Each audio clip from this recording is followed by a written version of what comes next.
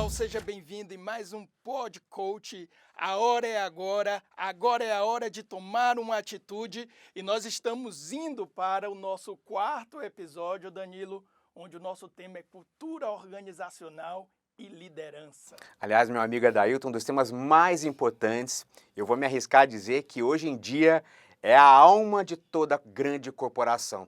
E das menores também, das que estão surgindo agora, já preciso começar a pensar sobre a cultura organizacional. E nós temos hoje aqui a dar uma convidada muito especial, que eu faço questão de apresentar, é uma alegria que ela está aqui conosco hoje, a Kemi Shida. Ela tem uma experiência muito interessante aqui no Brasil e fora do Brasil também. Ela é diretora da S Consultoria e Desenvolvimento de Talentos, empresária, palestrante, psicóloga especialista em planejamento de carreira e desenvolvimento de líderes e times de alta performance, que tem tudo a ver com o que a gente faz aqui na Galícia Educação, na Escola de Coaching Especial. Tem MBA em Gestão Estratégica, tem pós-graduação em Psicodrama, sócio educacional, e também é coach executivo, tem uma infinidade aqui de atuações muito interessantes. Ela é trainer, é palestrante também na área de coaching, ela tem mais de 20 anos de experiência, já passou por grandes empresas do setor financeiro, da área de comunicação e também de editoração de educação. Ela teve até uma carreira lá em Angola, foi uma das primeiras a colocar lá o ISO 9001, no continente africano, a Kemi. Uau! E a gente está aqui trazendo a Kemi em especial para falar do tema da organização, né, da cultura organizacional, da importância que isso tem para o estabelecimento da posição das marcas no mercado e o quanto que as pessoas, os funcionários, os colaboradores percebem esse tema no dia a dia também. Eu sei que você também lida com o tema da liderança, né, Kemi? E a gente sabe o quanto é difícil também alcançar a liderança para compreender o quanto é relevante o tema da cultura organizacional. Como é que você está vendo esses movimentos agora nos últimos anos aí e trazendo para a discussão esse tema da cultura organizacional? Eu estou muito feliz, principalmente falar desse tema. Quando a gente fala de cultura e liderança, porque eu acredito muito que a gente pode ser feliz na carreira e ter resultados. Resultados financeiros, porque faz parte. E quando a gente olha para esse momento, que foi um momento aí nos últimos 2 ou 3 anos muito sofrido, se a gente olha para os grandes cases de mercado, aquelas empresas que passaram por tudo que aconteceu, enfim, pandemia, mesmo agora, foram as empresas que menos sofreram, foram aquelas empresas onde tinha uma cultura forte, onde essa cultura... Vou falar muito de congruência aqui com vocês hoje, entre a congruência das práticas e nas ações. E tudo isso acontece por meio da liderança. Porque se os líderes não forem embaixadores da cultura, não adianta. Quando a gente olha lá, eu vou resgatar principalmente a minha experiência lá atrás de RH e mesmo hoje em clientes, quando a gente olha para o turnover das empresas, esse ano mesmo, né, a gente olha aí o número de desligamentos que aconteceram, onde a iniciativa foi os próprios profissionais que pediram, foi justamente da falta de congruência do que se fala e das práticas do dia a dia. E aí quem entra, quem é o facilitador, o embaixador da cultura é o líder.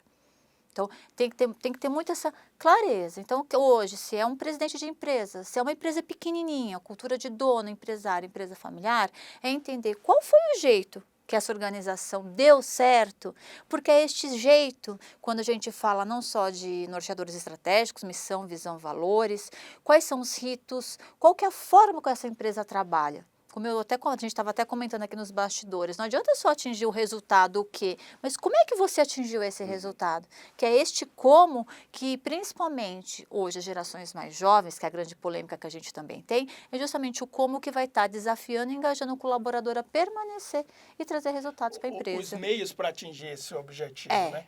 Mas olha só, já nessa introdução, nós já temos aqui 2 pontos essenciais. Do que você falou, empresas que sobreviveram são empresas com a cultura forte. Como é que a gente pode definir essa cultura forte? Isso daqui é uma coisa e a outra a dimensão da congruência. Na sua experiência, o que você enxerga assim, essa empresa tem uma cultura forte? Aí depois vamos falar um pouquinho mais sobre essa questão da congruência. percebo principalmente hoje em clientes, eu vou falar aqui de accountability, autorresponsabilidade. Eu adoro esse termo. Que bom que você trouxe. Que eu já estava ali na porta. Porque, claro, todo mundo sofreu, né? Eu também sofri, né? Como, enfim, quase quebrei em 2020. Mas aquelas empresas que menos sofreram, onde eu não gosto de falar de senso de dono, eu gosto de falar de autorresponsabilidade, porque aqueles que entendiam que eram dono do seu pedacinho ali do processo da empresa, e quando o olhar do colaborador, do indivíduo, e o líder promove que ele entende, seja ali o auxiliar, eu gosto muito de usar um exemplo assim, seja do auxiliar de faturamento, que o foco dele ali, de repente, é receber nota fiscal e imputar lá, os dados em sistema. Se ele entende a importância do trabalho dele ali, no início do processo, que se ele fizer tudo certinho, vai entrar na contabilidade, e se não fizer, o impacto negativo que dá para a empresa, ele entende o quanto é importante o trabalho dele. Então, quando eu falo de uma cultura forte, é entender do quê? Que cada colaborador tem que ser autorresponsável pelas suas entregas, e para que isso exista, o líder tem que ter, né? A gente fala aí o mercado fala muito de liderança servidora, de liderança inspiracional. Eu vou resumir, é liderança por exemplo. Porque eu sou comprometido com a minha entrega, vou entender que para poder dar um resultado de trabalho, isso é feito por meio de pessoas. Pessoas são humanas, né? Tem problemas, então o quanto está perto, o quanto o líder faz a conexão das metas pessoais, das metas de carreira de cada um com as metas da organização, independente se tem carreira formal ou não, mas o quanto estou sendo desafiado. Então, para uma pessoa ser autorresponsável, quando a gente fala de accountability, tem uma série de fatores que vêm lá de trás. Então, isso é muito importante, isso é a conexão com a cultura, é entender o como quem começou lá atrás chegou naquele resultado, e para quem está ouvindo a gente sabe que possivelmente vocês, como eu, a gente passou aí por empresas diferentes, às vezes até fazendo a mesma coisa, mas por que eu tive engajamento? Porque eu tive mais conexão emocional com algumas e nem tanto com outras, lembrando que não tem certo nem errado, cada um tem o seu perfil, seus valores pessoais. Então, quando tem essa congruência, e aí eu volto lá para a minha origem, que é RH, quando o RH consegue ajudar a organização justamente a buscar profissionais, a buscar talentos onde tem essa congruência, eu costumo dizer que a lua é o limite. Vai ter problemas, é claro que vai ter, relacionamento tem as suas divergências, tudo, mas a gente não pode esquecer do propósito. E propósito também sem romantismo. Gente, o que é propósito? Qual que é o objetivo? Por que eu acordo todos os dias para ir trabalhar? Quem tiver clareza do legado, eu acho lindo, mas a gente sabe que a minoria das pessoas que tem essa clareza, mas por que eu vou?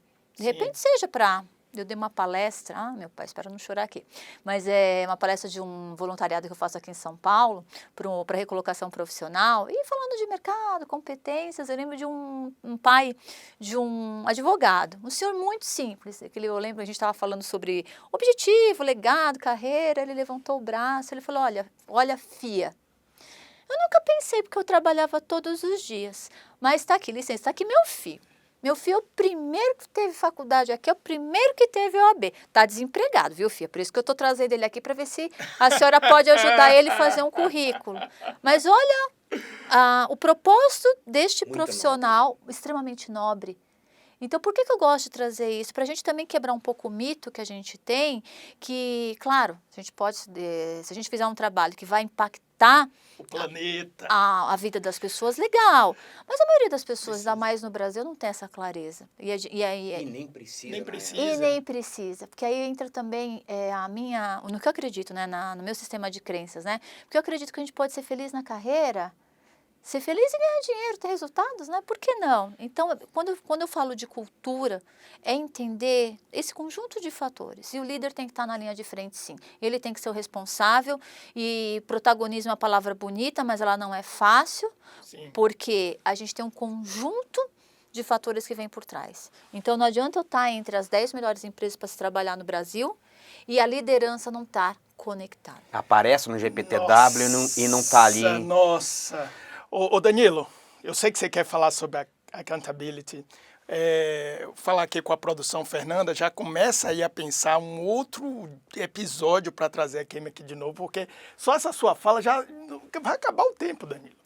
Mas antes, quero chamar a atenção aqui para você, se você quiser saber mais sobre o desenvolvimento da organização. Nós temos uma linha de formação aqui dentro da escola de Coach Galícia, que é o Full Coach, que também trabalha coaches profissionais que vão trabalhar ligados à organização. Então, venha conhecer nossa escola, né? Nós estamos trazendo uma metodologia coach totalmente revolucionária, não conhecida no Brasil, que está baseado no método do IOC, né? Que é ligado à faculdade, à Universidade de Harvard, e com certeza você vai aprender muito como trazer essas metodologias para desenvolver a sua organização e a sua empresa.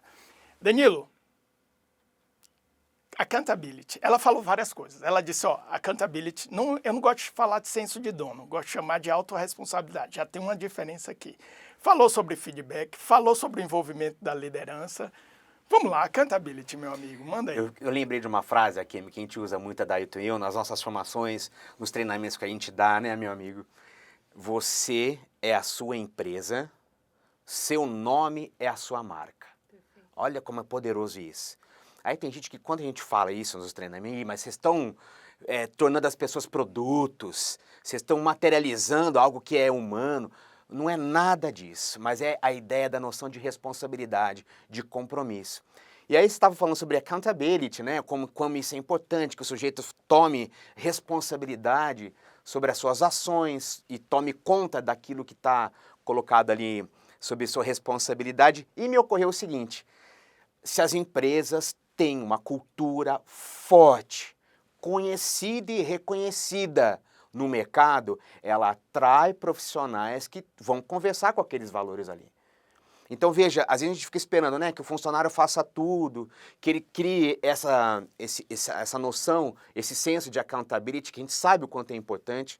E veja, independentemente se você está começando agora ou se você já está há 20 anos na empresa, é muito importante que você entenda que antes do teu currículo lá aparecer a empresa, está o teu nome ali em cima. Então, tudo aquilo que você fizer durante 6 meses numa empresa que você ficar no estágio, ou se você ficar 15 anos numa outra empresa, você vai ser lembrado por aquilo que você construiu lá dentro. Isso é muito importante de ter claro isso. E se as empresas não têm uma cultura forte, e não basta ter aqueles artefatos, né, aquelas coisas que são assim, claras, que todo mundo vê, a carta de valores, a missão, tudo aquilo ali, o propósito da empresa está no site da empresa. Mas será que aquilo é vivido no dia a dia? Porque se aquilo não é vivido no dia a dia, eu não vou conseguir sequer estimular aquele senso de dono, se a gente quiser chamar, ou accountability no meu funcionário, no meu colaborador, ele vai procurar outra. Porque, no geral, a gente fala assim, a gente até comentou isso numas formações aí atrás, né? Às vezes o sujeito fala assim, não estou me sentindo bem na empresa, não estou me sentindo bem aqui, pagam até bem, mas não é, aqui ainda não é o meu lugar. Certamente os valores que o sujeito tem não estão batendo com os valores da empresa. Há uma incongruência. Total. E aí ele vai ter que procurar ou uma outra empresa, ou o bancário está ali e prolongar a infelicidade. Olha que inferno isso, Adá. Eu já trabalhei em empresas, né, que viviam um cenário. Eu converso muito com o Danilo, né, nós somos parceiros aí de muitos anos, e a gente criou até uma expressão, esquizofrenia organizacional. Perfeito. É quando você tem duas... Essa metáfora é excelente, cenário, né? Esquizofrênico. É um cenário esquizofrênico. Perfeito. Porque você tem uma liderança ali que... E de certa forma, eu até acredito que aquelas lideranças estão acreditando naquilo. E desejam. E desejam aquilo. Só que aquilo não se materializa, não se torna comportamentos e atos concretos, né? Enquanto está sendo falado, está todo mundo dizendo assim, mas lá por trás está... Não é bem assim, não. Que aí a gente volta para a liderança, por exemplo, porque toda mudança, uma empresa, se ela quer uma mudança, tem que começar de cima. É top-down, é do presidente, é do dono. Então, é o espelho. Quando a gente fala de mudança, é justamente o top-down. Porque, assim, eu vou até um pouco além da sua fala. Quando a gente fala de accountability, de eu entender o que eu quero no papel profissional, e mesmo sendo psicóloga, é claro que a nossa preocupação é o como é feito. Só que toda empresa, seja eu empreendedora, seja colaboradora, é resultado. Qual que é o resultado que você está trazendo para a sua organização? O que a gente busca é o como tenha todo este alinhamento para que a gente não seja infeliz no trabalho. Mas assim, quando a gente olha para o número de empresas que fecham nos 2 ou 3 primeiros anos, o quanto eu me aproprio que aquele resultado ruim é culpa minha. Que nem casamento, né? Independente do motivo de uma separação. 50% é culpa de um e 50% é culpa do outro. Eu adoro quando você fala isso, porque eu fico mais leve. Não, mas é. Quer dizer que não fui eu o causador de tudo. Não, independente, porque se alguém fez algo que não foi legal, é porque o outro em algum momento falhou, enfim, e quando não existe São essa... corresponsabilidades, É, né? porque quando não tem a transparência, a confiança, que a gente volta lá para a liderança, seja com quem está acima deste líder ou abaixo, quando não existe essa transparência, essa sinergia, não tem como caminhar. Não dá para falar de autorresponsabilidade, sendo que eu não confio no líder com que eu trabalho todos os dias, sendo que eu não confio no colega que está no trabalho. Por isso que quando a gente volta um passo antes e tudo quando a gente fala de comportamentos, enfim, tudo eu gosto muito do conceito antigo demais de competência que é chá, conhecimento, habilidade e atitude, que tem muita gente que fala, mas esse conceito é básico, gente, desculpa, nunca esteve tão atual, porque são as atitudes e os comportamentos que fazem as diferenças nos profissionais, independente daqueles que foram fazer faculdades de primeira linha ou de repente aquelas faculdades menos conhecidas, porque é isso, e ainda mais eu que fiquei muito tempo na carreira corporativa em recrutamento e seleção, por que a gente tem um apagão de mão de obra agora? Não só pelo contexto de educação, o Brasil tem suas nuances, é claro, mas quando a gente olha para aquele que está começando, mesmo para aquele que tem 20 anos de empresa, a empresa está buscando quem? Aquele que vai fazer o diferente no trabalho. Não adianta pegar só ali o job description, a descrição de cargo. Se você não fizer diferente do que está ali, além de você não garantir o seu emprego, porque vai ser essa diferença que vai garantir com que você fique em situações de crise, quando você olha, né, eu fiquei muito tempo na cadeira, mas a empresa nunca me promoveu, a empresa nunca me deu um curso. Eu lembro que tinha um amiguinho, na última empresa que eu trabalhei, aí ele era da área financeira, e eu conhecia. Eu falei, então, que curso que você quer fazer? Conversa, né, com a tua gerente. Não sei. Aí tirei sarro com o menino, estava dividindo a marmitinha com ele, né, na empresa. Eu falei, então, que tal fazer um curso de culinária, você topa? Também não é assim, né? Eu falei, então, se você não sabe para onde você vai, o que você quer desenvolver, como é que o teu líder vai conseguir também te ajudar no seu desenvolvimento de carreira? Perfeito. Ada, você fala um negócio tão bacana. Ela levantou uma bola, você não sabe. Não peguei. Você levantou uma bola que eu estou esperando que ele vá, mas não vai cortar se eu não levantar de novo. Não, corta. Não, eu vou jogar para você, porque você falou do chá, né? Do conhecimento, habilidade e atitude. Para nós isso é tão básico, isso é tão dia a dia, e se não tiver, as coisas não vão funcionar. Mas eu gosto quando o Adairton fala sobre esse tema e ele coloca um azinho antes do chá. Eu queria que você comentasse isso, porque tem muito a ver com a nossa trajetória. A gente também tem uma empresa juntos e ela é resultado do que a gente hoje chama de acha, que é o que a Adairton vai falar agora. E é a prova real de que se a gente não tiver esse comportamento que vai falar agora, não vai para frente também, né, Ada? Na verdade, assim, é aquelas sacadas que, como o Danilo falou, a gente vive isso e num treinamento, né, veio essa sacada, eu digo, olha, Danilo, isso daqui traz... É uma reflexão bem simples, né? Que o chá, como você falou, eu concordo, é antigo, mas é um básico, é aquela coisa, se você não tem a base, né? Eu treino artes marciais, a base é tudo. Então, é um fundamento. Você não tem um fundamento, qualquer coisa, né? E a gente falou assim, vamos falar de uma evolução desse chá para um acha, que é atitude, conhecimento, habilidade e atitude. Isso tem a ver com um ciclo de aprendizagem.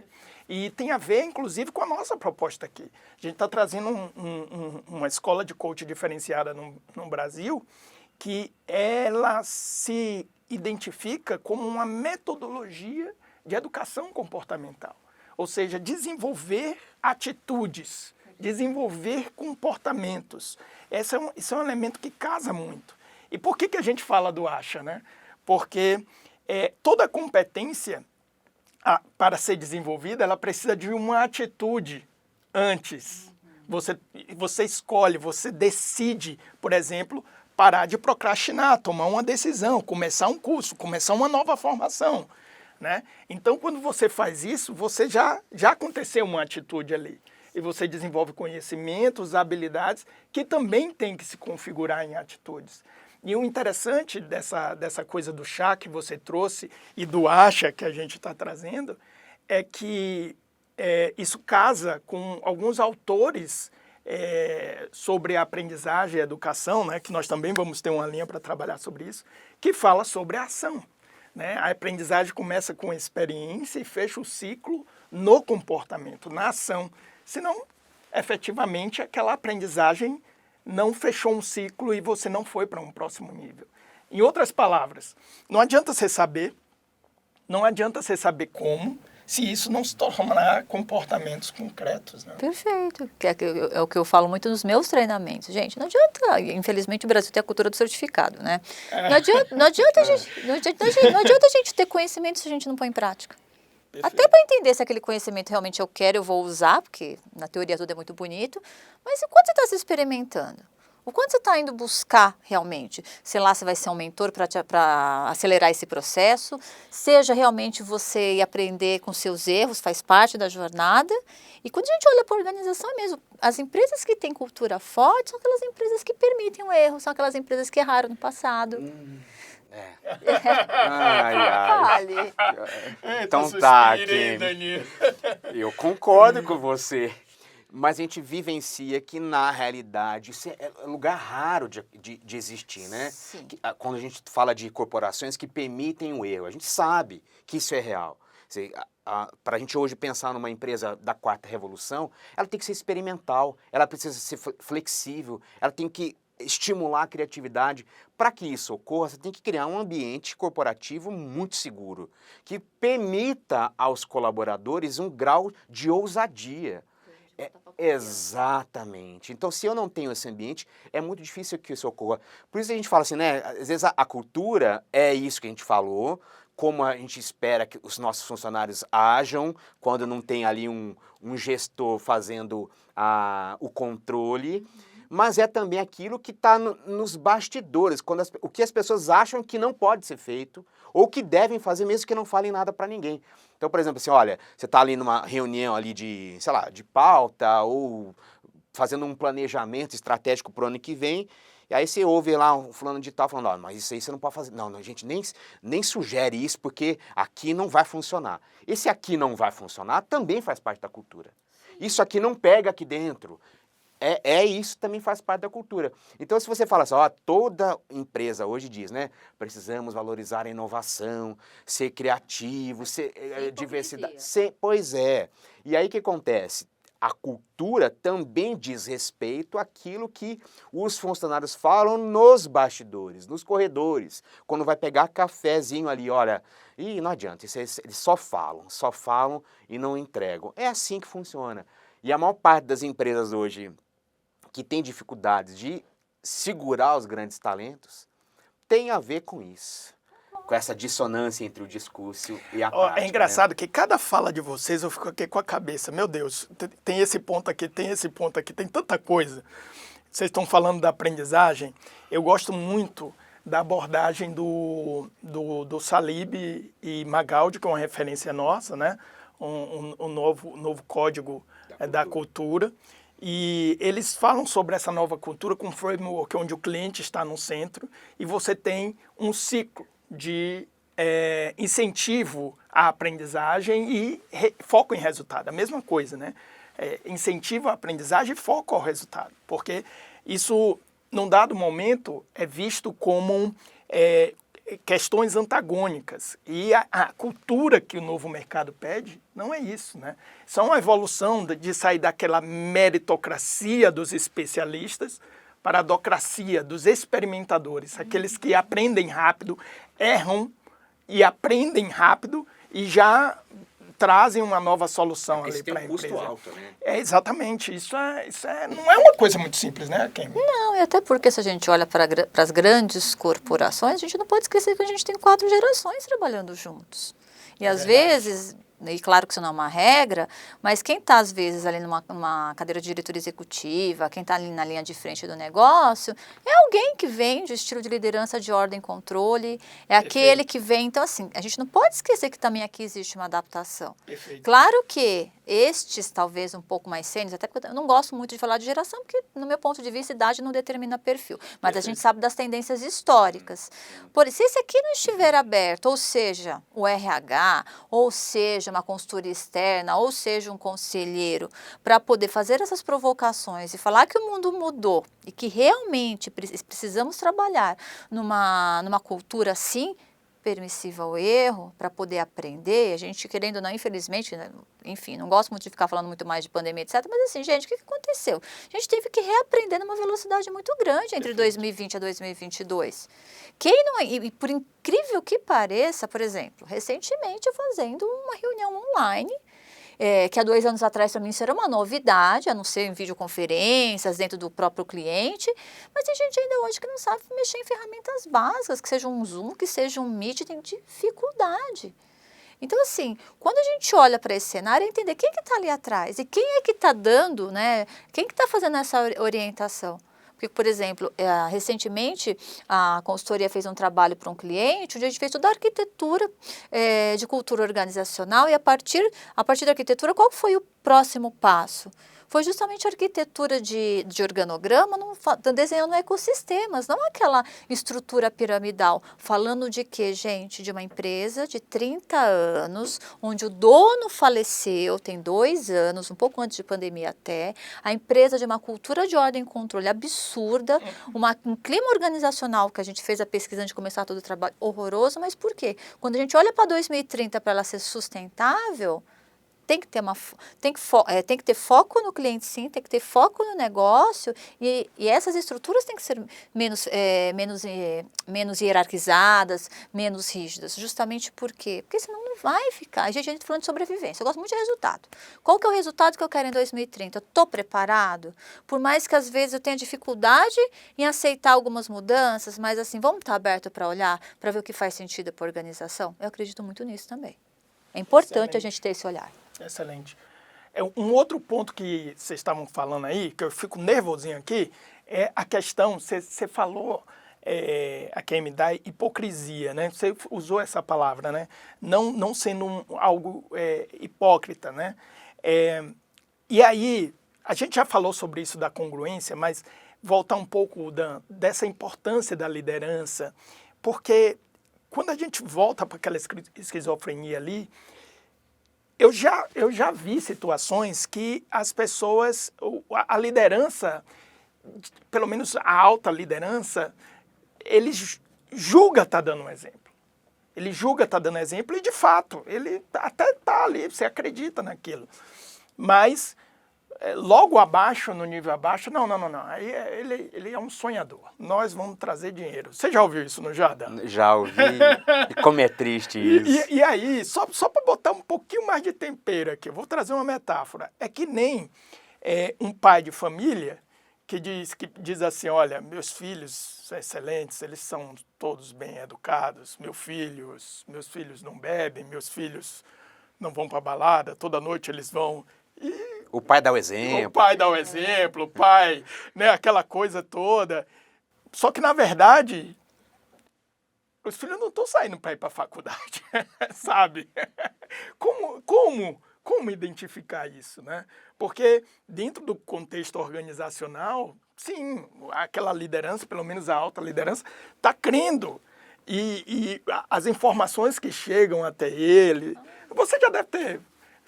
Você já captou isso, né? Vamos falar sobre isso. Você me falando, eu lembro do quê? Que ainda existe muito nas empresas, os feudos. Sim. Você olha para uma empresa, parece que tem 30 empresas, cada um trabalhando para um resultado diferente. Péssimo isso, né? Não, e é comum ainda, esse que é a nossa maior preocupação. Porque isso vai na linha totalmente contrária do que a gente está conversando aqui. Sim. Por isso que eu falo da hipocrisia. Que aí chega no discurso da alta da liderança, tá todo mundo ali, craques que jogam no mesmo time, etc. Aí quando você desce, e ali quando acontecem os erros, é cada um, sei lá, culpando o RH, o financeiro, o jurídico e assim por diante, e não tem essa energia aqui embaixo. Exatamente. Né? Então, e aí, quando a gente olha, né, por isso que eu falo, e aí um ponto que não é a nossa pauta, que eu falo que ainda existe muito, é, por exemplo, a incongruência quando a gente fala de diversidade. Ai, tenho leite cotas, tenho isso, tenho aquilo, mas os bastidores a gente escuta ainda umas besteiras enormes. Ah, não devia ter promovido a fulana para diretora, tá grávida, como eu vi recentemente. Com coisa que a gravidez vai atrapalhar no desempenho dela, que realmente é uma pessoa super competente num cliente, e quando eu escutei, escutei e fui conversar com a pessoa do RH, sou fornecedora, eu falei, então, qual que é essa incongruência? Porque, assim, esse tipo de comportamento é que vai queimar vocês no mercado daqui 2, 3, 4, 5 anos, na hora que você for, na hora que a sua empresa for ser avaliada, por exemplo, lá no Glassdoor, porque, gente, hoje está na mídia, a gente tem aqui, olha, tá tudo na internet. Mas se você não tem essa congruência nas práticas, eu sempre vou falar isso. É aí que, infelizmente, por isso que eu falei da hipocrisia. Não adianta estar lá, ou que seja antigamente, né? Eu já tenho uma certa idade, acho que deve ser mais velha que vocês, que você Com certeza. que eu colocava lá missão, visão e valores no quadro, sabe? Você chegava na recepção da empresa, você perguntava pro diretor, o diretor abria a gaveta ali para pegar o papelzinho, porque ele não sabia. Desculpa, isso mudou a forma só. Talvez pegar o celular e dar uma colinha aqui. Mas o quanto você está vivendo tudo isso? E aí eu volto para quem? Para a alta gestão. É quem está na linha de frente que tem que dar o exemplo, porque é isso que vai ser cascateado.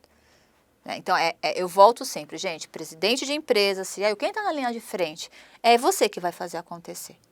E aí, de novo, a gente volta para aquele ponto que nós falamos, né? O quanto é importante mudar e educar o comportamento das pessoas. E assim, porque qual desses líderes aí que não leram os livros de liderança, as novas biografias estão saindo? Todo mundo conhece, mas é preciso uma mudança de comportamento. E essa mudança de comportamento coloca as pessoas numa zona de insegurança muito grande. Caramba, e se eu mudar? E se eu delegar mais? E se eu arriscar um pouco mais, o que pode acontecer? Qual que é o custo que isso pode gerar para mim? E aí as lideranças costumam dar um passo para trás e evitar essas mudanças de comportamento. Você falou algo importante aí, várias coisas, mas o que me chamou a atenção, você disse assim, olha, eu olho sempre para o resultado. Mas se uma empresa tem bons resultados, a Kimi, no geral, ela tem a tendência de manter os mesmos comportamentos. E a liderança permanecer fazendo o que sempre fez, uma vez que ela está dando bons resultados.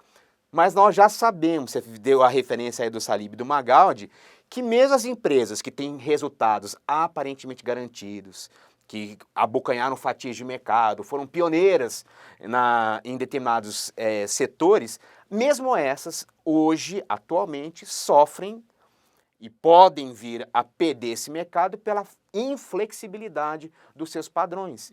Por isso que a gente tem que ficar atento, né? Aqui na Galícia Educação, aqui na nossa escola de coaching, a gente está sempre olhando para as possibilidades de alteração de comportamento e que isso não doa tanto.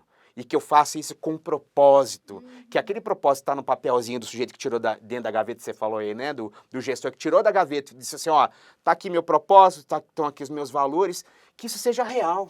Não concordo. E aí acho que deixa eu alterar um pouco, quando eu falo do resultado, porque não, aí eu tô falando da minha experiência no que eu acredito. Sim. Quando a gente fala da mudança comportamental, porque realmente dá um frio na barriga enorme, eu tenho que o ser humano, para sair da zona de conforto, né, vamos falar aqui de um pouco de neurociência, né, o homem das cavernas saía ali da caverninha dele, quando a comida acabava, que ele tinha que sair para caçar. Então, para a gente poder ter uma alteração comportamental, eu tenho que entender qual que é o resultado.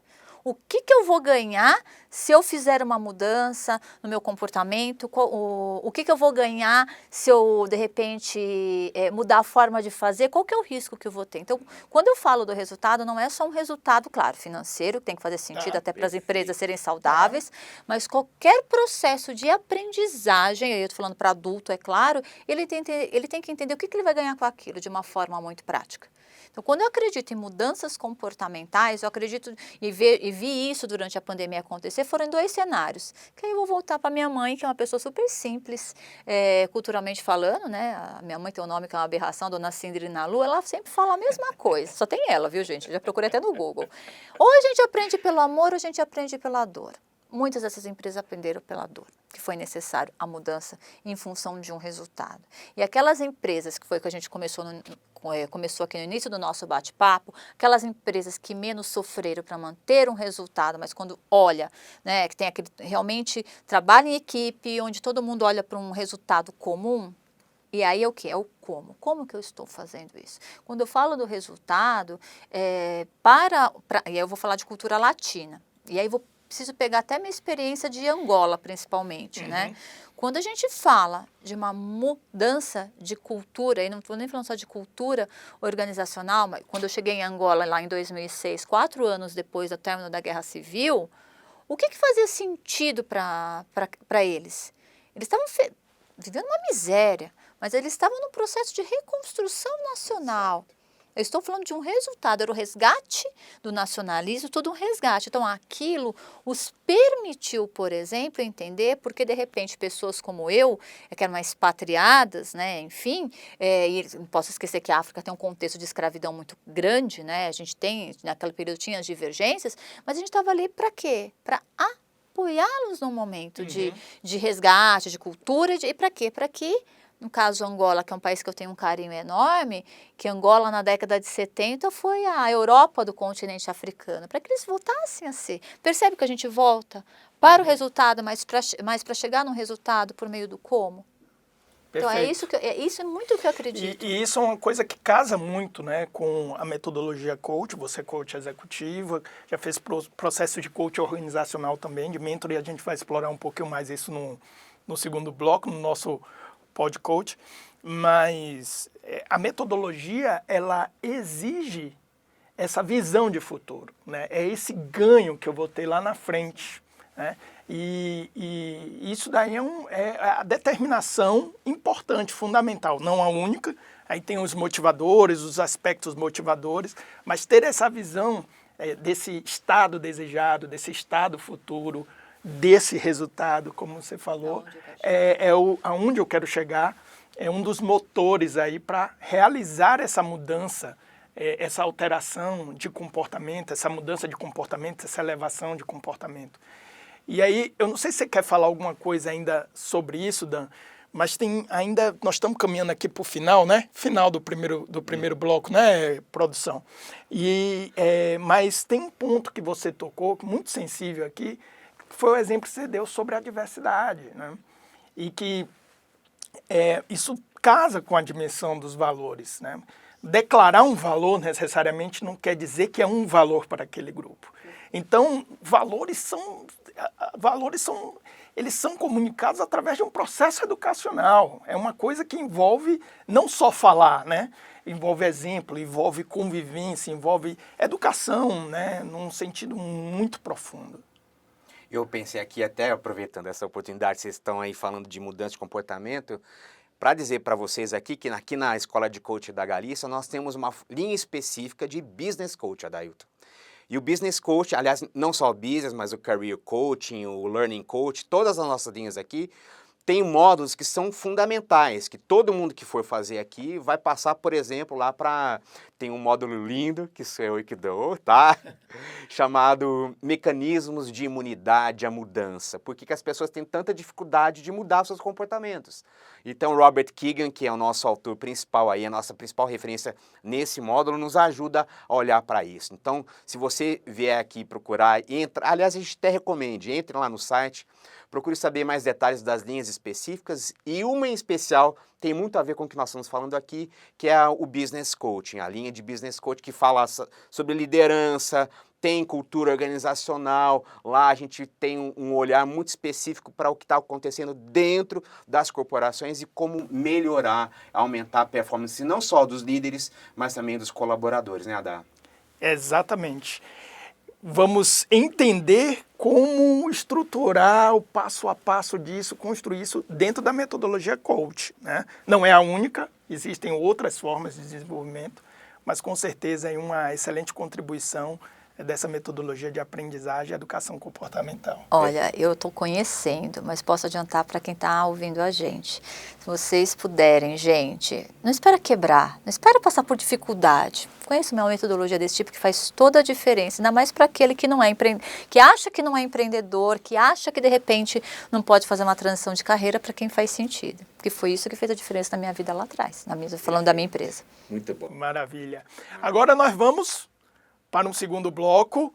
Fique aqui que nós vamos trazer um case para analisar aqui na mesa e também PodCoach, vamos explorar a experiência da Kemi aqui, que pode e o que não pode. Estamos retomando aqui o nosso PodCoach e agora nós vamos para o nosso segundo bloco, Isso Pode, Coach. Você já sabe, esse bloco foi pensado para trazer um caso prático, né, para falar sobre essa aplicação dessa metodologia e também esclarecer algumas dúvidas. Nós sabemos que a metodologia coach, ela, por uma modinha, uma onda coach, ela vem sendo desgastada, às vezes até desvirtuada, e aqui nós vamos trazer qual é a percepção da nossa escola, da aplicação da metodologia coach que nós estamos trazendo aqui para o Brasil. Então, se você tiver alguma dúvida, alguma pergunta, deixe aí o seu comentário, aproveita, curta, compartilhe o nosso podcast, comente também aqui embaixo, porque com certeza nós vamos trazer sua dúvida, sua pergunta para esse momento agora. Isso pode, coach. Aliás, hoje nós separamos já que o tema, a Kemi está aqui conosco. A Kemi Shida está tratando aqui de um tema muito importante, que é cultura organizacional. Fizemos questão, Haddad, de trazer um caso que já vai se tornar clássico, porque embora a empresa não seja tão antiga assim, já é a maior empresa varejista do planeta e, independentemente do setor, é uma das mais bem avaliadas no mundo, né? Que é o caso da Amazon.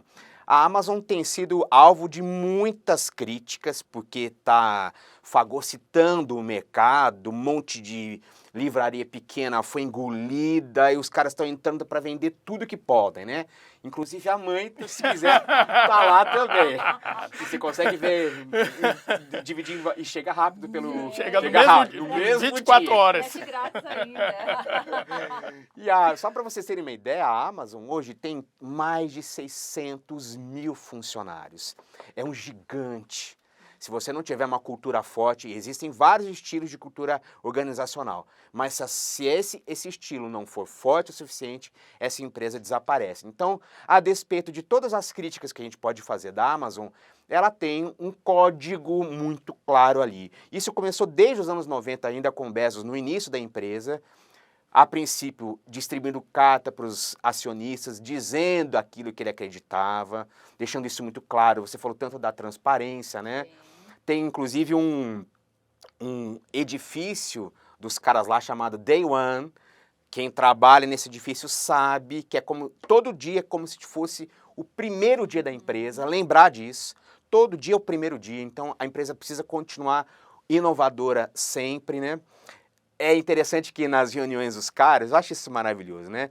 Eles sempre deixam uma cadeira vaga para representar o lugar do cliente. É uma empresa focada no cliente. Pelo menos é aquilo que é dito, que é falado, e de fato a gente vê o quanto eles inovaram em diversos setores, né? E as reuniões, meu amigo Adailton, não tem PowerPoint. Ou tem, mas antes de começar a reunião propriamente dita, as pessoas têm que ler um texto que é escrito por quem vai conduzir a reunião. Então, quando começa aquela reunião, você tá todo mundo na mesma página, compreendendo aquilo que vai ser falado, conversado, e a gente sabe o quanto que isso altera numa reunião, quando você tem uma pauta clara, tá todo mundo ali engajado, como isso vai modificando, inclusive o comportamento das pessoas durante a própria reunião, né? Olha que interessante. E a gente pode ir começando a falar, não sei se vocês querem dar algum pitaco até aí, mas do que para eles lá é relevante, sabe? É ponto fundamental. Quer falar alguma coisa, Adá? Não, na verdade, assim, esse case foi você que escolheu. Eu me sinto até incapacitado de fazer uma análise da Amazon, porque eu sou Amazon Boy, né? Realmente essa coisa desde o início, né? O Bezos tem aquela frase clássica, né? Quando ele instituiu a questão do rating, né? Que hoje é uma coisa muito, muito comum na internet. Você classifica ali estrelinhas para o livro, se você gostou, uma, se não gostou, uma, se você gostou muito, 5 estrelas. E um dos colaboradores conta a história, faz parte da questão da cultura, né? Que ele disse, mas e se os clientes avaliarem mal o livro e o livro não for vendido? E aí a frase dele e quem disse que nós estamos construindo uma empresa para vender livros? Nós estamos construindo uma empresa que traga um relacionamento diferenciado com o cliente. Então, hoje a gente fala sobre o Salib, Magaldi, novo código de cultura, o cliente no centro, mas a Amazon, ela com certeza materializou isso muito bem, né, na sua cultura. A gente pode começar por aí. Mas, de novo, eu sou suspeito. Eu antes da Amazon vir para o Brasil, praticamente toda a minha parte de tecnologia eu comprava na Amazon dos Estados Unidos e tive, assim, experiências incríveis. Para vocês terem uma ideia, então vamos jogar aqui na fogueira, ó.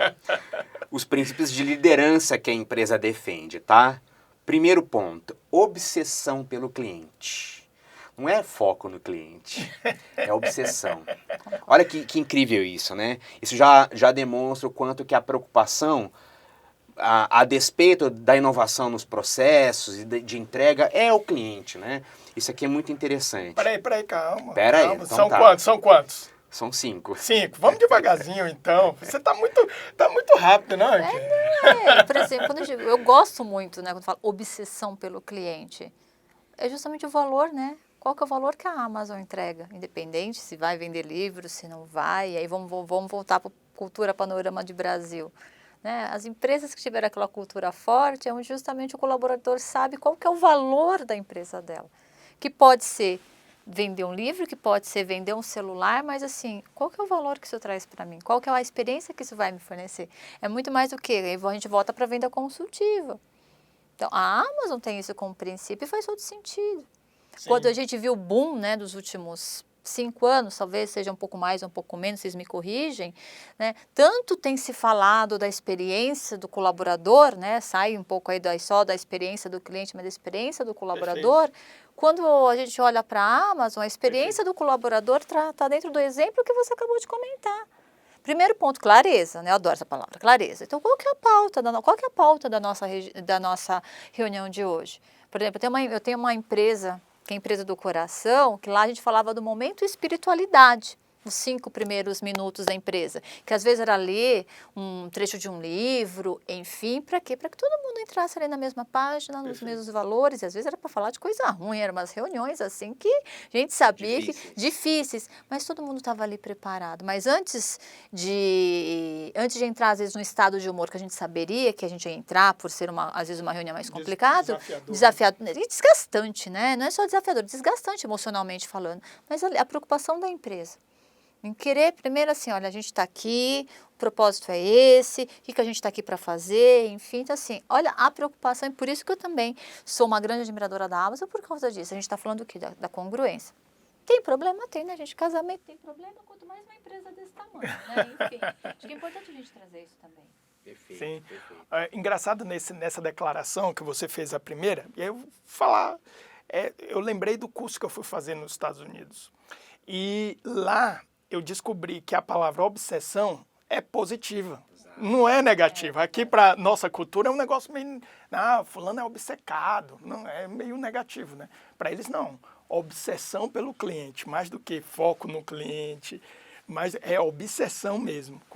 E aí é aquilo, né, Dan? Eu falei, eu sou suspeito, eu sou um cliente realmente fã da Amazon e tive várias experiências, poderia dar vários exemplos. Se der tempo, eu posso trazer aqui. Mas vamos para o próximo, Ó, o segundo aqui é foco em ações de longo prazo. Caramba, isso para uma empresa do tamanho da Amazon, isso é fundamental, né? A empresa ter a capacidade de olhar no longo prazo, mas sem perder também o momento presente. E a gente olha para o que a Amazon dá conta de fazer. Hoje os caras estão lá no streaming, estão vendendo muito mais do que só livro. O que você aliás, eles têm a AWS lá também, que é de programação, de inteligência artificial. O que se tornou essa empresa é algo extraordinário e tem muito a ver com essa cultura de inovação que eles colocaram desde o início. É esse compromisso com a inovação. A gente estava falando também da experiência do próprio colaborador, né? Há muitas críticas a como funcionário, o baixo funcionário na baixa hierarquia é tratado lá na Amazon. Mas nós não podemos negar que foi construído um império aí, né? E se não tivesse uma cultura sólida, isso não teria acontecido, não teria alcançado o que alcançou, né? Vamos para a próxima já? Vamos. Isso aqui também tem muito a ver com o que a gente acabou de falar, compromisso com a inovação constante. E aí a gente volta um pouco também a olhar para o que nós falamos no nosso primeiro bloco, né? Naturalmente, se eu estou só focado em resultado e se a empresa vai bem, é difícil que a gestão, a alta gestão, queira inovar ou queira se arriscar, ousar. Em time que ganha, você não vai mexer, né? Mas não é o que acontece na Amazon. A Amazon está o tempo inteiro se arriscando, inclusive trazendo séries meio ruins, né? Por exemplo, Poder dos Anéis. Os caras gastaram horrores. Olha, tá bem difícil. Tá. Mas, ó, pegando esse ponto aí que você falou, Dan, eu gostaria de chamar a atenção de duas coisas. Você sabe, eu sou professor, já lecionei sobre centralidade do cliente, e o case básico é a Amazon. O meu case básico é a Amazon. Claro que eu trago outras experiências, Apple e até empresas aqui no Brasil, porque também nós temos boas experiências aqui no Brasil. Mas um ponto que eu lembro, assim, que eu inclusive já abordei em alguns cursos, é quando a Amazon ela se tornou uma empresa com loja física. Quer dizer, ela revolucionou um mercado no e-commerce e, de repente, ela criou uma loja física híbrida que você vê. E qual a sacada disso? Eu lembro que eu tratei desse case quando eu estava fazendo um curso sobre venda no varejo e falando um pouco sobre neurovendas, sobre neurociências aplicadas à venda, sobre essa construção da experiência no momento da compra. Então, ela tem essa percepção, né? Isso é um processo de inovação, ainda que seja assimilar um modelo anterior a ela. Isso é uma inovação, trazendo um modelo anterior, resgatando algo lá de trás, ela trouxe com essa percepção de inovação, que está muito ligado ao que você falou antes da visão de longo prazo. Eu gosto muito dessa tua fala, porque quando eu estou olhando para as empresas brasileiras, quando a gente fala de inovação, não necessariamente tem que reinventar a roda. Ser disruptivo em tudo, ser né? Ser disruptivo, porque essa palavra a gente tem que ter um cuidado. Sim. Né? Então, assim, eu tenho que inovação. Não, gente, às vezes olhar, menos é mais. É olhar, e aí quando a gente falou, fazendo um paralelo com a primeira parte que a gente conversou, para aquelas empresas que não têm essa cultura, elas vão ter que inovar até para poder continuar tendo o resultado que ela tinha no passado. Ou, pelo menos aí, para ela entender qual que é o processo de transformação que ela tem, para entender para onde ela vai. Sim. Então, inovar, às vezes, assim, pode ser criar algo novo, sim, a gente precisa quebrar esse mito, mas, de repente, fazer como a Amazon fez. Porque isso eu lembro quando isso aconteceu, mas uma Amazon com loja física, Perfeito. né, o burburinho que teve aí, né, enfim, no mercado que a gente ouvia, mas por que não? Exatamente. E aí, quando a gente olha para o mercado Brasil, gente, quantas empresas a gente teve exemplos aí recentes de empresas que simplificaram o processo e foi aí o crescimento exponencial que elas tiveram. Por exemplo, a empresa está com um cliente novo, é uma empresa que está fazendo transformação digital em clínicas e hospitais aqui de São Paulo. Então, a gente já fala de um perfil diferenciado, a gente está falando de médicos, enfermeiros e o pessoal de tecnologia. Perfis que, se a gente olha principalmente para o médico e para o enfermeiro, aquele perfil tradicional da saúde, quando a gente olha para a tecnologia, há 5 anos atrás, possivelmente, a gente não via o que a gente está vendo hoje. Sim. Que foi uma necessidade, olha lá o resultado, foi uma necessidade que o mercado mostrou e que realmente hoje, dependendo se é uma, sei lá, a gente pega lá a telemedicina, se é uma primeira consulta onde o médico vai te dar as guiazinhas para fazer exame, eu preciso ir no consultório? Será que eu preciso? Então, percebe? Mais uma vez, uma necessidade, não deixei de ver um resultado, então aqui eu precisei inovar. Eu gosto muito desses exemplos, por quê? Porque eu preciso olhar para aquele processo de transformação. Porque tudo que aconteceu nos últimos anos foi uma aceleração do que a gente já sabia que ia acontecer. Inteligência artificial lá atrás que eu digo, 16, 17, para recrutamento e seleção. Né, para aquelas empresas que tinham um turnover alto, que tinha essas anualidades de contratação, começou a investir. Ensino à distância, né? A gente brinca, né? Sistema Netflix de aprendizagem, que esse termo veio lá atrás para facilitar. Como é que você tira todo mundo da mesa, empresa que tem filiais nível Brasil? E isso hoje já se tornou comum. Sim, perfeito. Né? Então, Perfeito. isso tem Às vezes a inovação, ela não está tão distante assim, né? Não é criar o carro voador que vai para a Lua. Perfeito. Não que ele já não exista, né? O carro voador. Carro voador, pô, isso aí eu não conheço. Vende na Amazon. O ponto legal desse exemplo que você trouxe é que a Amazon trouxe lojas físicas, mas com o conceito que as lojas físicas tradicionais se aplicassem, né? Uma loja sem fila, uma loja que você vê o produto, compra pelo seu celular, pode retirar ali ou pode receber em casa, né?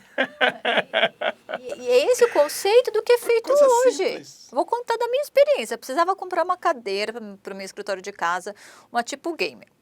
E essas coisas tem que sentar. Isso. Na hora que eu fui numa loja, eu sou de Atibaia, sentei. Mas na hora eu peguei o celular, R$ 500 mais barato. Sentei na cadeira. Quer dizer, eu fui numa loja, ela serviu de mostruário e eu comprei na internet. Isso é interessante. Isso é interessante. mais A gente vai voltar para a Amazon, mas isso é interessante, porque isso pode representar um grande custo para a sua empresa. Você pode estar sustentando uma estrutura, tá?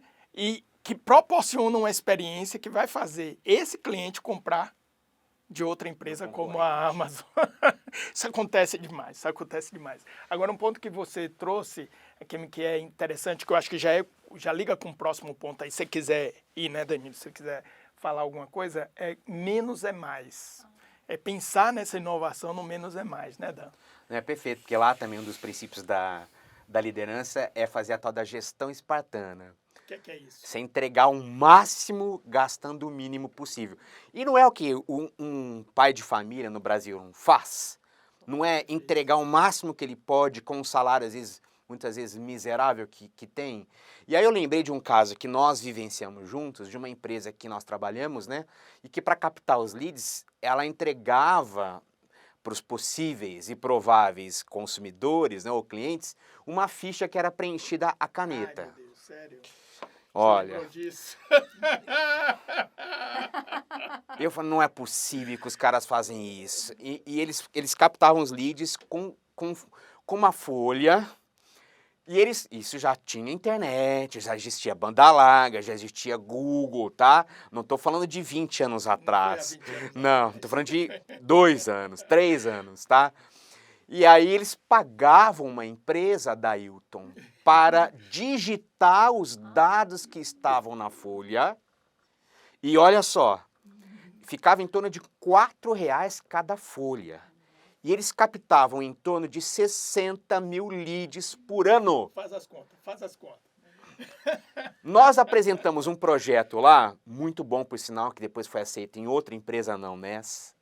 Nós apresentamos um projeto que ia reduzir pela metade os custos e digitalizar absolutamente tudo. A empresa não entendeu. A gestão média achou legal, mas não, isso aí acabaram deixando embora, jogaram dinheiro no lixo. Então não estaria fazendo parte do grupo da Amazon, uma empresa que faz um troço desse. Concordo. Sem ter gestão espartana, né, Ada? Eu queria mudar o nome da empresa, mas não farei, tá? Claro que não. Você lembrou, inclusive, não tinha nada a ver, né? Falar de Marco Saf, meu marido, o amor da minha vida. Meu marido trabalha com automação industrial e ele tem um parceiro de projeto, né? E rapaz mais jovem. E o que o Marco... Assim, eu não entendo direito a automação, não sei a diferença de automação para a área de tecnologia, mas ele fala, amor, a gente tem que fazer as coisas o mais simples possível para fazer a linguagem lá do software conversar com a máquina. E como ele presta serviços há muitos anos, né? Quando ele olha, ele fala, às vezes eu pego uns monstros que criaram, bloqueio, não sei se é bloqueio de senha, sei lá o que é, enfim, etc. Por quê? Vamos simplificar. Pega aqui a receita de bolo, como ele no sábado ele estava com um parceiro dele, e vamos replicar a velocidade que eu ganho. Consigo, inclusive, dar um treinamento para a pessoa responsável que vai ficar no cliente, até para o cliente tem que ter autonomia, pelo menos para poder resolver problemas básicos. Não preciso eu prender comigo, né? Enfim, um contrato de manutenção. Claro, quero ajudar, mas em coisas que sejam específicas, porque, mais uma vez, menos é mais. Perfeito, perfeito. Agora, isso aqui tem um ponto, tá? Eu prometo que eu não vou escapar aqui, já vamos para o último ponto aí, porque nosso tempo aqui, né, produção, ainda tem perguntas aí, comentários, né? Fê já está com as perguntas ali. Mas tem um ponto aqui que, com certeza, você lida com isso direto, Kim, que de novo, a gente volta para a questão da aprendizagem, né? A gente percebe isso, que não é simplesmente dizer o que tem que ser feito ou como tem que ser feito, que vai fazer com que as pessoas façam aquilo. Então, com certeza, qualquer que seja a situação que sua empresa esteja passando, você empresário, você autogestor, gestor médio de uma empresa, ou até o gestor operacional mesmo de uma empresa, seja qual for a situação, existem N tecnologias, técnicas que podem ser aplicadas, metodologias, mas com certeza tem uma questão de aprendizagem aí. Você precisa fazer um processo de aprendizagem, seu time precisa de um processo de aprendizagem, né, para que haja aí essa mudança. Tudo na vida é treino e repetição. Com certeza. Com certeza. Nossa, isso é um princípio de coaching também, hein? A Kim tá ajudando a gente, hein? Não, tudo na vida é treino e repetição, gente. Até falar em público é treino e repetição. Um dos maiores, tem estatística, né? As pessoas têm mais medo de falar em público do que da morte. Isso é treino e repetição. Exatamente. Isso é absurdo, Exatamente. Mas infelizmente. Olha, o último tópico aqui que a gente precisa comentar, isso aqui eu também adorei, alto nível de exigência com a liderança. E aí eu lembrei também de um outro caso, que a gente vai colecionando, né? Como é importante, né, que os líderes tenham a capacidade de olhar para os seus colaboradores e compreender os perfis que cada um tem como dominantes, né? As suas características, as potencialidades de cada um e também as fragilidades, né? E nem sempre os líderes estão ali a fim de fazer isso. Eu fui fazer outro dia um treinamento numa grande empresa do setor bancário, um grande banco aqui no Brasil, e me contaram lá dentro que um dos gestores, o gestor da área de tecnologia, ele era diretor, tinha uma equipe grande.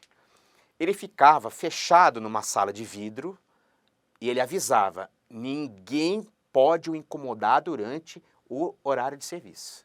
Então ele ficava olhando todo mundo pelo vidro, ele estava ali ao longe, mas ninguém podia chegar até ele e conversar com ele. Ele era o diretor daquela área. Como é que um cara que era da área de TI, você vai, o cara de TI só trabalha com tecnologia, não trabalha com pessoas. Ao contrário! Eu ia falar, e a experiência do usuário? Mas ao contrário, assim, é justamente hoje que a gente percebe de demanda de pessoas dessa área de tecnologia, da falta de tato para lidar com outras pessoas, né? E eu ia até aproveitar juntar com outro caso, assim, é muito simples também, né? A gente também vivenciou algo parecido, de uma gestora que falou, não, minha equipe não tá boa, o que você fez então, fulana? Mandei todo mundo embora. Ela substituiu todo mundo da equipe. Interessante, porque é um mega desafio você trabalhar com pessoas. E, no geral, é até mais fácil mandar todo mundo embora do que trabalhar para haver uma melhoria, uma adaptação àquela meta que é colocada ali no grupo, né? Não sei se vocês acham que tem a ver isso aqui sobre alto nível de exigência com a liderança. Como é que a gente lida com isso, Adá? Fala aí. Olha, esse princípio casa muito com o que a Kim me falou no primeiro bloco, né? Uma cultura, ela exige uma liderança que ela resumiu assim, liderança, por exemplo, né?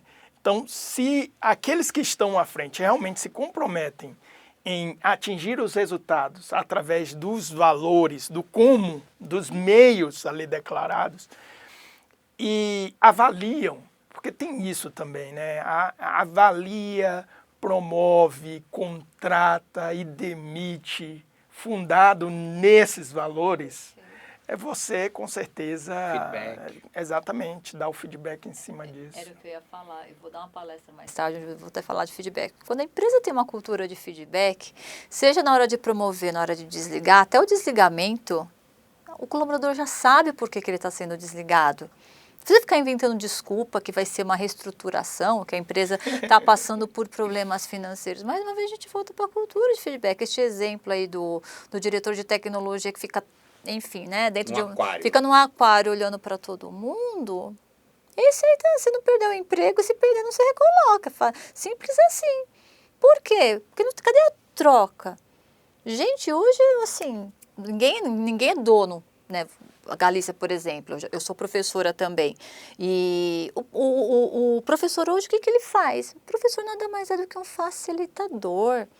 Querendo ou não, o conteúdo tá disponível aí para todos. Eu lembro, por isso que eu falo um pouquinho da idade, mas, por exemplo, quando eu fui fazer um MBA, que eu voltei em 2013, que eu achei, nossa, coisa de velho isso, né? Mas que eu achei o Merch, eu estava lá no ambiente acadêmico, fazendo meu MBA em gestão estratégica de negócios, e eu estava com um notebook, com o professor falando lá. Imagina, a psicóloga, a aula era administração da produção. Na hora, eu procurando no Google, ele falando, e para mim aquilo, gente, nossa, era maravilhoso, porque eu era da época do quê? Da biblioteca, que você demorava uma eternidade para buscar a informação. Então, tudo que o professor falava em sala de aula, ele era autoridade no assunto. Não estou dizendo que o professor não seja hoje, mas hoje o papel dele é de facilitador. Por que eu estou trazendo isso? Porque o papel do líder é ser um facilitador também. É a construção ali do conhecimento até para uma tomada de decisão. Perfeito. Maravilhoso. Vamos para as perguntas? Vamos para as perguntas. Nós estamos aqui no Isso Pode Coach. Aliás, Dan, só para fazer um fechamento, talvez mal de professor, nós fechamos aqui o case da Amazon. Repete os pontos. Vamos lá. Repete os pontos, porque se você precisa desenvolver uma nova cultura, inovação na sua empresa, não fique só, você não precisa estar só. Existe metodologia para isso, existem profissionais para isso, como a Kemi que está aqui. Nosso curso também de coaching organizacional, de business coach, né, está aqui para trazer essa contribuição. Vai lá, Dan. O primeiro é obsessão pelo cliente. O segundo é foco em ações de longo prazo. O terceiro é compromisso com a inovação constante. O quarto, gestão espartana. E o quinto, alto nível de exigência com a liderança. Maravilha, maravilha. Então é isso, nós agora queremos dar voz à sua dúvida, à sua pergunta, o seu comentário, sua divergência. Se você quiser colocar aqui algum ponto, trazer algum autor, algum ponto de vista, deixa o seu comentário aqui embaixo, também a sua pergunta aqui embaixo. A metodologia coach é, como eu já falei, por essa questão da massificação, da moda coach, ela é muito desvirtuada. E nós queremos aqui trazer a nossa contribuição, a nossa percepção, cada um dentro de sua realidade, né? Fê, o que é que nós temos de pergunta aí? Tem pergunta aí, Fê? Tem, o pessoal mandou aqui, sobre esse assunto que vocês estão falando, eles querem saber. A cultura da empresa consegue manter o entusiasmo pela mudança e a renovação, mesmo quando os negócios não vão tão bem? Uau! Eu vou deixar a especialista, eu vou seguir a especialista. A relatora. Sim, porque quem vai fazer isso é a liderança. Se a liderança estiver preparada, com certeza a cultura continua sendo forte. Agora, se o líder não estiver preparado, aí é um risco. Por isto que os líderes são os primeiros a serem embaixadores da cultura. Isso casa justamente com o case, o último ponto do case da Amazon, Sim. né? Alto nível de exigência da liderança. É o líder sempre, gente. Olha, um quarto de século, né? 25 anos de experiência no ambiente corporativo. É os líderes que vão levar a empresa para o bem ou para o mal. Sempre. E às vezes não adianta você contratar, né, o treinamento. Olha, vamos fazer um treinamento no final de semana lá em, sei lá onde. Pega uma cidade aí em montanha, Atibaia, coloca todo mundo num bom hotel, comendo bem, faz um treinamento e o líder nem apareceu. A liderança não apareceu, o dono da empresa também não. Volta para o ambiente, a mesma coisa, não alterou nada. Volta todo mundo um pouco mais gordo. Se eu lembrar, se olhar aquela avaliação de reação também, que a gente tem que rever um pouquinho sobre isso, só lembra do quê, né? Do coffee break, do almoço. Perfeito, é isso mesmo. Perfeito. Até, por exemplo, em consultorias que a gente dá na empresa. quando a empresa, a gente percebe essa abertura, por onde a gente começa antes de querer propor, por exemplo, um PDL, um Programa de Desenvolvimento de Liderança? Vamos fazer uma pesquisa de clima? Vamos entender a satisfação dos colaboradores, não só em relação... Claro, fazer um mapeamento, um diagnóstico preciso da satisfação deles com os líderes, mas como é que está a questão nesse ambiente de trabalho, infraestrutura? É olhar para a empresa como um todo. Por quê? Treinamento pode resolver até de forma pontual. Que aí é onde entra... Quer acelerar resultados? Onde vai entrar o quê? O processo de coaching e o processo de mentoria. Não, e era isso que eu queria até... Ô Fê, segura aí que, né, o nosso tempo está um pouquinho, mas vamos aprofundar um pouco isso, porque era justamente esse ponto que eu ia trazer. Dentro dessa importância da liderança, qual a importância que você dá nesse projeto, nessa visão de longo prazo, de construção, de consolidação dessa cultura, de um programa ou de mentoring? Quer dizer, é diferente, né? Mentoria é totalmente diferente de coaching e tudo mais. Qual a importância que você dá? Mentoria, no caso, coaching, dentro desse... Acho que o primeiro ponto aí é entender, né, quando é que eu vou aplicar um processo de mentoria e quando eu vou aplicar um processo de coaching. Por exemplo, o que tem sido muito demandado nos últimos tempos? O crescimento da formação de mentores internos. Por quê? Porque, gente, o mentor, o princípio básico da mentoria é ter vivido o bônus e o ônus de determinada área. A experiência. Independente da metodologia, da escola, eu vou te pegar na mão e vou encurtar seu caminho para você não ter que passar pelos erros que eu passei. Perfeito. Então, as empresas têm investido muito em programas de mentoria. Só que para as empresas investirem no programa de mentoria, eu tenho que ter líderes preparados. Que aí é onde entra o processo do coach executivo para justamente fazer o quê? A aceleração do desenvolvimento de competências. E aí, aqui também de uma forma prática, qual que é a meta, né? Qual que é o comportamento que eu vou estar desenvolvendo nesse executivo, que vai estar trazendo o resultado que a empresa espera, o quanto está claro para o líder o que ele tem que desenvolver, e tem que estar claro para ele também que ele precisa ter o quê? Sucessores. Neste processo de sucessão é que a mentoria entra, para poder fazer justamente o quê? Alavancar, acelerar o processo de desenvolvimento de competência. Estrutura ali uma mentoria interna. E aí você tem que preparar o líder para fazer isso. O coach entra onde? No desenvolvimento do líder, no desenvolvimento de carreira, etc. Né? E vai depender muito da demanda. Agora, a mentoria vai... Está pronto, o líder está pronto, é onde entra a mentoria para quê? Para que ele aprenda técnicas para justamente poder ajudar a equipe, enfim, os mentores internos dele da organização a se desenvolver para chegar onde a empresa quer. Eu gosto muito de trabalhar com as duas metodologias, dentro do mentoring, usando ferramentas de coach, e justamente o coach. É o processo de autoconhecimento que a gente vai trazer para esse líder. Dentro da minha formação é olhar lá para os momentos passados, onde ele teve que demonstrar aquela competência, ele fez com excelência, que já realizado.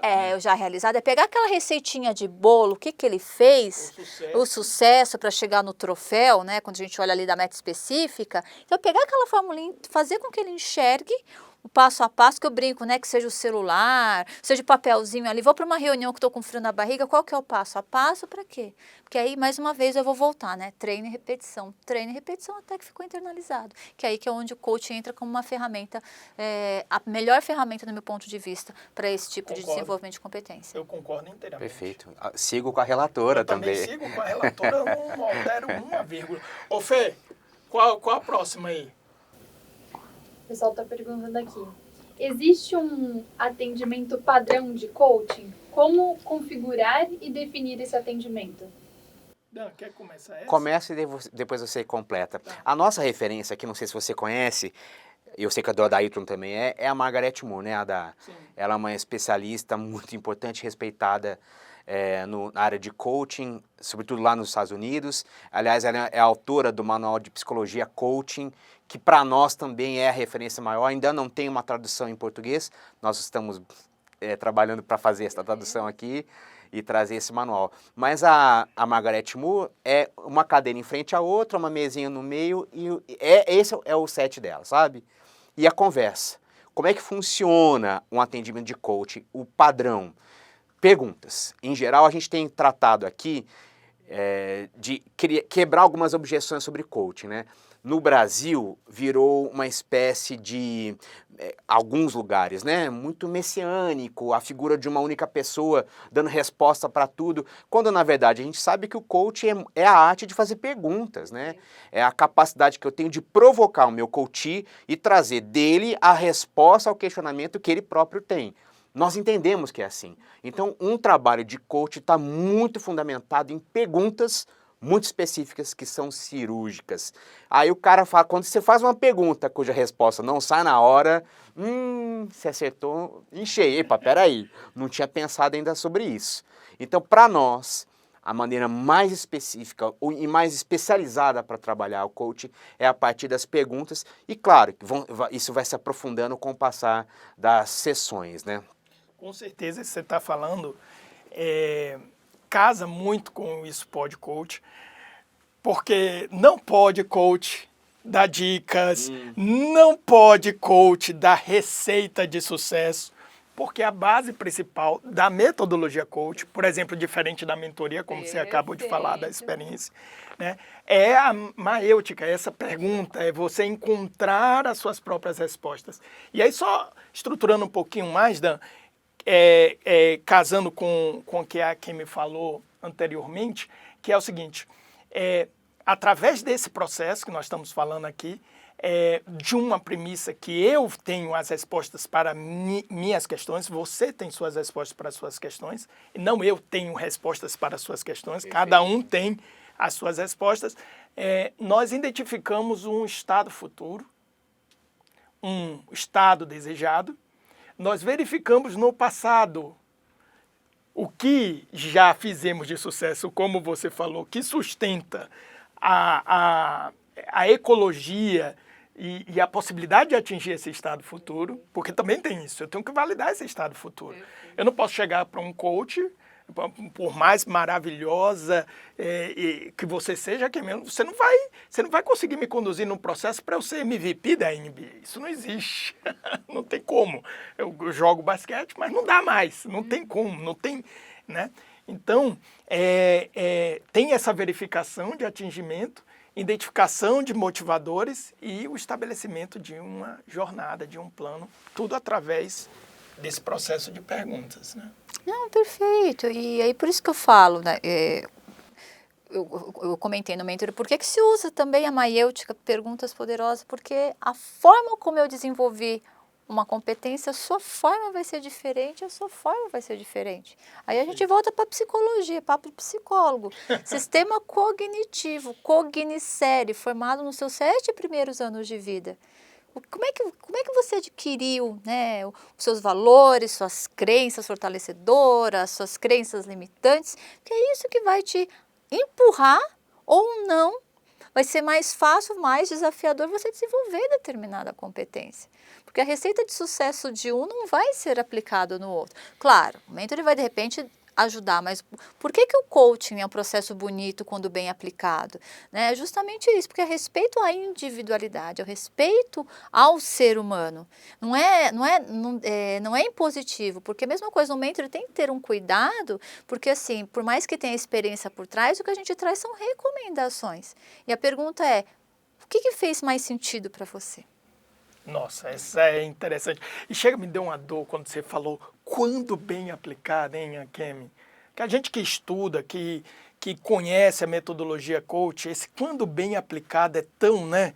Ai, Jesus. Bom, mas enfim, vamos lá. Última pergunta, vai.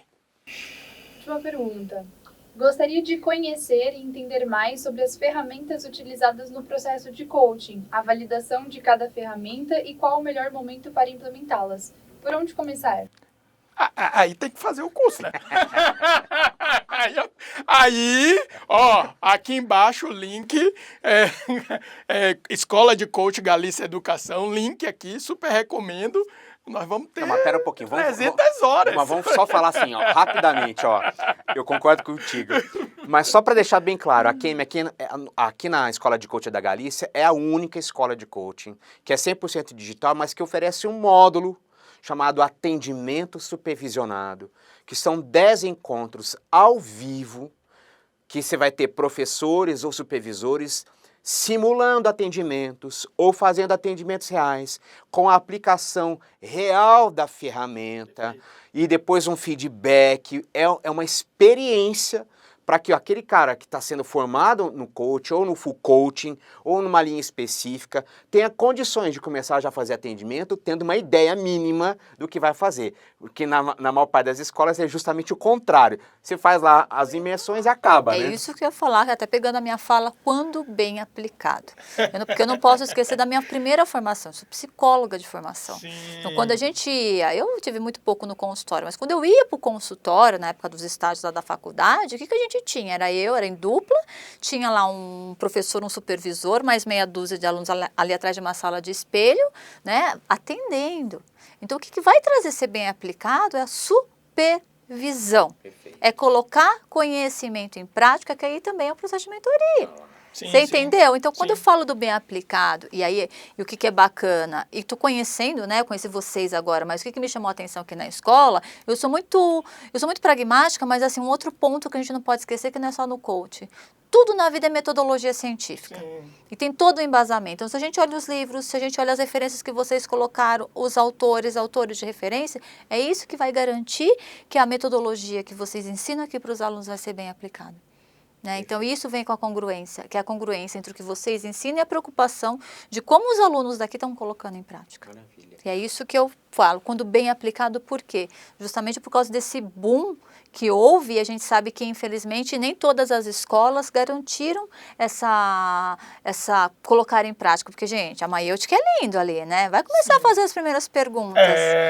Precisa de treino. Precisa de treino. Precisa de Aproveite treino. então. Desculpe até de ter entrado aí para Não, falar. Não, ao maravilhoso. contrário, a gente agradece. Aproveita então, fala um pouco sobre as suas redes sociais. Eu vi que você trouxe 2 livros aí, mas tem um terceiro saindo também. aqui. Bem, gente, líderes, empresários. Eu acredito que a gente pode ser feliz na carreira e ter resultados e ganhar dinheiro. E eu faço isso como? Por meio de palestras, treinamentos, por meio da S Treinamento e Desenvolvimento Empresarial. Então, além dos trabalhos de consultoria, né, pesquisa de clima, avaliação de desempenho, treinamentos de liderança, treinamentos para vendas e atendimento ao cliente, eu não fui mãe, nunca quis ter filhos, mas olha aqui, ó. Esse foi o segundo filho, A Arte de Brilhar. Aqui eu ensino como você consegue ter sucesso profissional em 8 passos, desde o que é sucesso para cada um, que isso é muito individual, e qual que é o passo a passo que vocês podem ter para poder chegar onde vocês querem. O outro livro que é o Desperte Sua Melhor Versão, ele está em falta, mas a editora já, enfim, está garantindo novas publicações, onde eu falo como estabelecer crenças fortalecedoras, porque é o nosso sistema de crenças que vai nos ajudar ou nos atrapalhar. E eu tenho aqui as 120 sacadas da vida pessoal e profissional sem contraindicações, que são aquelas frases que naqueles momentos que a gente precisa de um insight, aqui com certeza pode te ajudar. Então, se você quiser conhecer um pouco mais, você me acha no Instagram, akemishida_oficial, e eu também estou no LinkedIn, Akemishida. Enfim, é só me procurar. Se eu colocar meus nomes lá no Google, também me acha, bem tranquilo. Akemi, muito obrigado mesmo. Você sabe que você vai voltar aqui mais vezes, né, Dan? Eu, por mim, nem saía daqui. Já é direto Eu assinar não o sei se contrato. você vai querer, mas convite Opa! não vai te faltar, com certeza. Casou muito aqui com o nosso DNA, com o DNA da nossa escola de coach, essa inovação incrível que a Galícia Educação está trazendo para o mercado. E a gente precisa se juntar, a gente precisa se unir. Essa é uma referência importante que a gente traz, né, Dan?